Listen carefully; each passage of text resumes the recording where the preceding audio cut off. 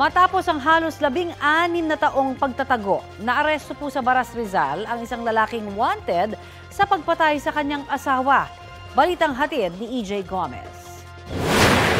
So ay aming inaaresto sa bisa ng warrant of arrest ng Division ng Branch 8 Morong Rizal sa kasong parcel.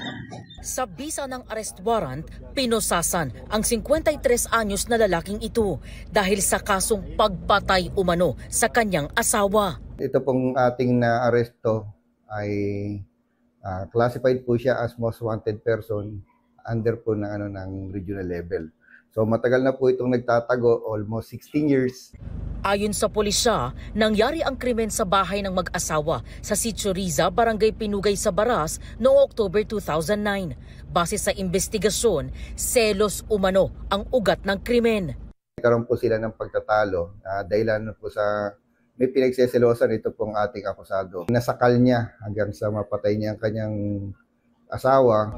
Bago tumakas matapos ang krimen, pinalabas pa raw ng akusado na nag-suicide lang ang kanyang asawa. Para matakpan niya ang krimen na kanyang ginawa, ay kanya pong sinabit sa puno ang kanyang misis sa pamamagitan po ng alambre o yung tie wire po. Sa Bicol daw nagtago ang akusado bago bumalik sa Baras kamakailan lang.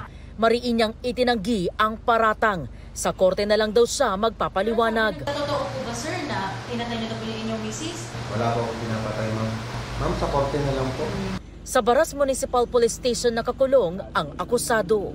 EJ Gomez, nagbabalita para sa GMA Integrated News.